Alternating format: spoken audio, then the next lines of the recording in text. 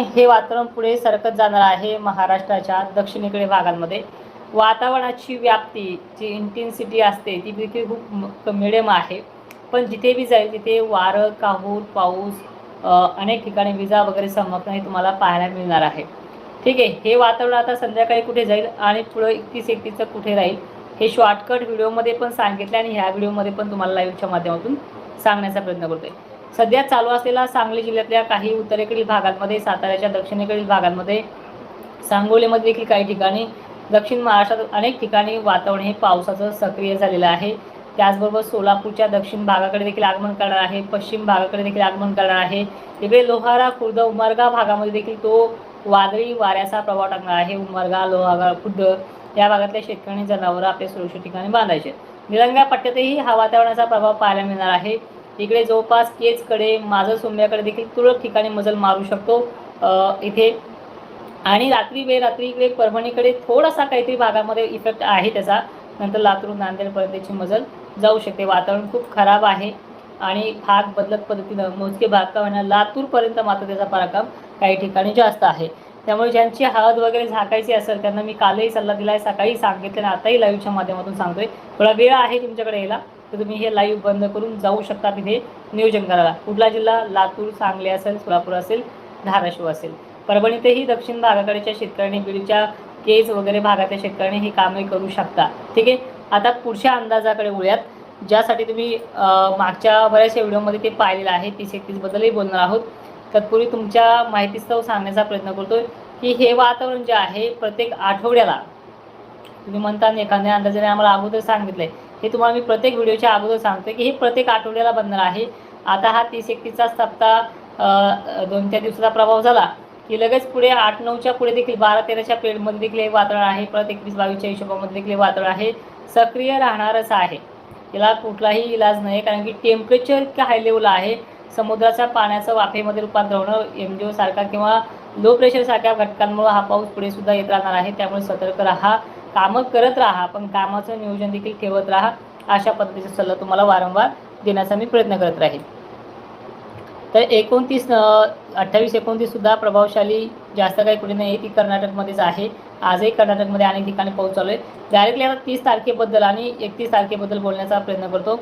हे पहा, 30 आणि 31चं वातावरण जे आहे ते पश्चिमी विक्षोभ, ज्याला WD आपण म्हणतो, त्याचा प्रभाव पुणे जिल्ह्यामध्ये आहे. सांगली तुरळक ठिकाणी आहे 30 तारखेला. नाशिक क्षेत्रामध्ये देखील अनेक ठिकाणी याची व्याप्ती जी आहे ती 25% एवढी आहे. मागच्या तुलनेमध्ये कमी अधिक प्रमाणात आहे, पण सतर्क सगळ्यांना जायचं आहे. नुकसान तुमचं होऊ शकतं. गावखेडे कोणते असेल हे सांगणं कठीण असतं, पण ह्या गावखेड्यातल्या शेतकऱ्यांनी सतर्क राहायचं. तालुक्यांची नावं घेतोय. इगतपुरी असेल, नाशिकचा दक्षिणेकडील भाग असेल, पूर्व भाग असेल, येवला असेल, या भागामध्ये आहे. साक्री वगैरे भागात देखील याची व्याप्ती बऱ्यापैकी आहे, त्यामुळे त्याही भागातल्या शेतकऱ्यांनी सतर्क राहायचं आहे. इकडे बघायला गेलं तर जळगावमध्ये देखील त्याचा प्रभाव आहे. वारं दाखवते मॉडेलनुसार, पण ते टिकणार देखील आहे. ठीक आहे, छत्रपती संभाजीनगरच्या भागामध्ये आहे, कन्नडमध्ये आहे, वैजापूरमध्ये देखील आहे, अहिल्यानगरमध्ये सुद्धा 30-31चा पाऊस आहे. 30लाच तुम्हाला सुरुवात होईल. 4-5 दिवसामध्ये काय करतील करा. त्यानंतर हा 30 तारखेचा पाऊस धाराशिव जिल्ह्यामध्ये मोजक्या ठिकाणी आहे, बीड जिल्ह्यामध्ये आहे. जालन्यातही हा प्रभाव टाकू शकतो. जालना का लाडका नाही आहे. जालन्यामध्येही काही ठिकाणी रामनगर पट्टे वगैरे भाग आहे. जालना सरळ रेषेमध्ये मंठा साईडला मोजक्या ठिकाणी, लोणार, लोणी परिसरात, लोणार मेहकर परिसरात देखील याचा काही ठिकाणी प्रभाव आहे थोड्याफार प्रमाणामध्ये. त्यानंतर मेहकर साईडला देखील 30-31चा प्रभाव आहे. आजचा काही नाही आहे, पण 30-31चा राहू शकतो. वरती चिखली, देवळा राजा देखील भागाचा आहे. इकडे परभणीकडे जर पाहिलं 30 तारखेचा तर तिकडे सुद्धा आहेच. परभणी जिल्ह्यातही व्याप्ती कमी आहे. हे बघा, सगळीकडे पडणार नाही, पण व्याप्ती कमी आहे, पण तिथे आहे. आणि आज जे चालू आहे नक्कीच गौतम पांढरे सर, मी कालही सांगितलं तुम्हाला, 24 आणि 25 बद्दल कोणीच बोलत नव्हतं, हे तुम्हालाही मान्य करावं लागणार आहे. तर ते चालू आहे तुमच्या भागामध्ये. सतर्क राहा, वारं त्याच्यामध्ये खूप आहे. तर 31 तारखेचा जो पाऊस आहे परभणी, नांदेड, लातूर, बीड जिल्हा, जालना आहे. एकंदरीत थोडक्यात जर सांगायचं झालं ना, पश्चिम महाराष्ट्रात मोजका भाग आणि मराठवाड्यात मोजका भाग, वातावरण सगळीकडे बनणार आहे, पण पडणार मात्र ठिकठिकाणी अशा पद्धती आहे. तुमचं आता महत्त्वाचं काय, कांदा काढणं चालू असेल आणि हळद चालू असेल, याचं नुकसान होऊ नये म्हणून तुम्ही आता हे 2-4 दिवसात काय नियोजन लावता हे तुमच्या पद्धतीनं लावा. आता महत्त्वाच्या म्हणजे कमेंट्स अशा आहेत तुमच्या, त्या पण घ्यायला सुरुवात करूया. 30 तारखेचं अकोला, अमरावती, नागपूर, चंद्रपूर जो काही खालचा भाग आहे याची व्याप्ती पहिल्या वेळेसही कमी होती, ह्याही वेळेस कमी मॉडेलनुसार दिसते आहे. त्यामुळे धाक तुम्हाला तर मी कोणाला सांगत नाही धाकामध्ये राहा, पण तुम्हाला सतर्क राहावं लागणार आहे. कोणती वेळ कशी येईल हे सांगणं कठीण आहे.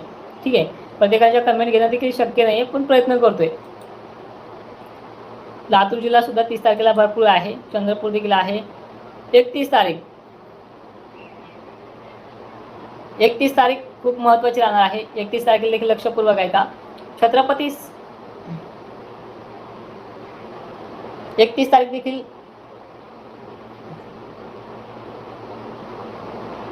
हे मध्ये मध्ये फोन करणाऱ्याचे नंबरच ब्लॉक करा ते पहा.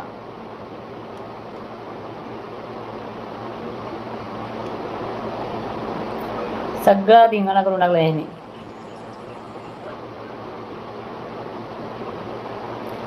चालेल, 1 मिनिटाचा वेळ घेईल. माझ्या दोन्ही अकाउंटला लाईव्ह चालू होते. चालता येतो ना आवाज. हे मध्ये मध्ये कॉल करणारे विनंती आहे. कायमचे नंबर ब्लॉक केले मी, कायमचे. एकाचाही नंबर येऊ देणार नाही आहे.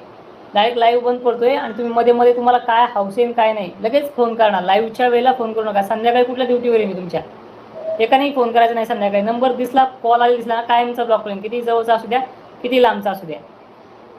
तर ठीक आहे, 31 तारखेबद्दल बोलतोय. अहिल्यानगर 31 तारखेला परत आहे. भाग कमी आहे तुमच्याकडे, 15% आहे. नांदेड जिल्हा आहे, लातूर आहे, चंद्रपूर आहे, नागपूर आहे. नागपूरला पहिला दिवस 30 तारखेला व्याप्ती कमी होती, पण 31 तारखेला नागपूर परिसर, हिंगणघाट परिसर, भंडारा परिसर, चंद्रपूर परिसर, यवतमाळ परिसर आपल्याला येणार नाही या भ्रमात राहू नका. मोजके भाग घेईल पण भयानक परिस्थिती. तर चंद्रपूर आहे, नांदेड परिसर आहे, अशी परिस्थिती आहे. तर तुमच्या काही कमेंट याबद्दल बोलूयात. कमेंट करा. एक शॉर्टकट व्हिडिओ तुम्हाला देईलच मी, काळजी करू नका. जेवढ्या कमेंट घेतील तेवढ्या.